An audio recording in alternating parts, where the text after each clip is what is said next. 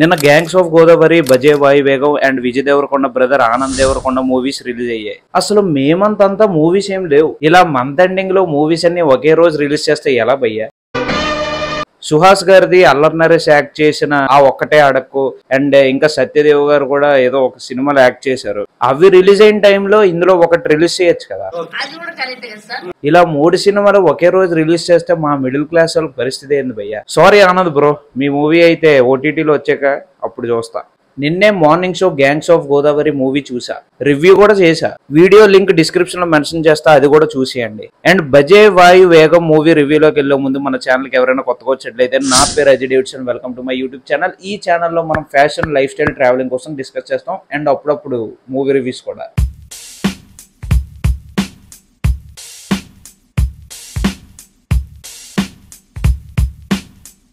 ఈ మూవీ నిన్నే చూద్దాం అనుకున్నా, ఫస్ట్ షోకి వెళ్దాం అనుకున్నా. మార్నింగ్ గ్యాంగ్స్ ఆఫ్ గోదావరి మూవీకి వెళ్ళి షూటింగ్ చేసి, ఎడిటింగ్ చేసి, యూట్యూబ్ లో అప్లోడ్ చేసేసరికి 6 దాటింది. పెద్ద సమస్య వచ్చి పడింది. అందుకే ఈ రోజు మార్నింగ్ షో చూసా. మన వైజాగ్ లో రామటెక్స్ థియేటర్ లో చూసా. Movie duration just 2 hours 16 minutes మాత్రమే, కానీ నాకు అదేదో లెంతీ మూవీ చూసినట్టు అనిపించింది. ఈ మూవీ యాక్షన్, థ్రిల్లర్, ఎమోషన్స్ మీద బేస్ అయి ఉంటాయి. స్టోరీ చాలా రొటీన్ అయిన, ప్రెజెంటేషన్ బాగుంది. ఫస్ట్ హాఫ్ డీసెంట్ గా ఉంది, పెద్ద ల్యాగ్ ఏం లేదు. సెకండ్ హాఫ్ మాత్రం చాలా బాగుంటుంది, బట్ ల్యాగ్ బాగా ఎక్కువ. ఒకసారి ట్విస్ట్, ఒకసారి ఎమోషన్, మళ్ళా ట్విస్ట్, మళ్ళా ఎమోషన్. తలనొప్పి వచ్చింది. హీరో కార్తికేయ యాక్టింగ్ ఎరగదీసాడు అనలేం గానీ పర్లేదు, డీసెంట్ గానే చేసాడు. ఈ మూవీలో ఇంకో హీరో కూడా ఉన్నాడు. హ్యాపీ డేస్ లో తైసన్ క్యారెక్టర్ చేసిన హరి బ్రో. ఈయన వాయిస్ అప్పుడు ఎలా ఉందో ఇప్పటికీ అలానే ఉంది, కొంచెం కూడా చేంజ్ అవ్వలేదు. హీరో అన్నయ్యగా బానే యాక్ట్ చేశాడు. హీరో ఫాదర్ రోల్ గా తనికల్ల బర్నీ గారు పర్ఫామ్ చేశారు. ఈయన యాక్టింగ్ కి, ఇచ్చే ఎక్స్ప్రెషన్స్ కి కొత్తగా చెప్పాల్సింది ఏం లేదు, సూపర్ గా చేశారు. సో సినిమాలో హీరో ఫ్యామిలీ చాలా పూర్. ఊర్లో అప్పులు చేసి కొన్ని ప్రాబ్లమ్స్ వల్ల సూసైడ్ చేసుకుంటారు. అప్పుడు మన హరి బ్రో వాళ్ళ నాన్న కార్తికేయను పెంచుతూ అప్పులన్నీ తీరుస్తాడు. హీరోకి క్రికెట్ అంటే బాగా ప్యాషన్. ఫాదర్ ఫుల్ సపోర్ట్ చేశాడు. మిడిల్ క్లాస్ అయినప్పటికీ ఊర్లో ఉన్న పొలాలన్నీ అమ్మేసి క్రికెటర్ చేయాలనుకుంటాడు. హీరో ఇంకా వాళ్ళ అన్నయ్య సిటీకి వెళ్ళిపోతారు. అక్కడ వీళ్ళు కొన్ని స్కాముల్లోనూ, ఫ్రాడ్ వాళ్ళ దగ్గర ఇరుక్కుంటారు. ఆ సిచ్యువేషన్స్ అన్ని ఫేస్ చేస్తున్న టైంలో పొలిటీషియన్స్ కూడా ఇన్వాల్వ్ అయి ఉంటారు. సో హీరో ఇంకా వాళ్ళ అన్నయ్య ప్రాబ్లమ్స్ నుండి ఎలా బయటికి రావాలనేదే కాన్సెప్ట్. విలన్స్ గా 2 యాక్టర్స్ ఉన్నారు. విలన్స్ ని బాగానే యూజ్ చేసుకున్నారు డైరెక్టర్ గారు. చాలా పవర్ఫుల్ గా చూపించారు, డైలాగ్స్ కూడా బాగున్నాయి.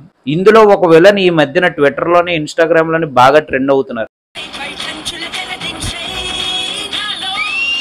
రవిశంకర్ గారు. ఇంకో విలన్ పేరు శరత్. ఈయన కూడా చాలా సినిమాల్లో చూసి ఉంటారు, ఒక పవర్ఫుల్ విలన్ గా. సినిమాటోగ్రఫీ బాగుంది, ఆర్డి రాజశేఖర్ గారు చేశారు. ఈయన తమిళనాడు సినిమాటోగ్రఫర్. ఎడిటింగ్ కూడా బాగుంది. మూవీకి ఎడిటర్ సత్య గారు.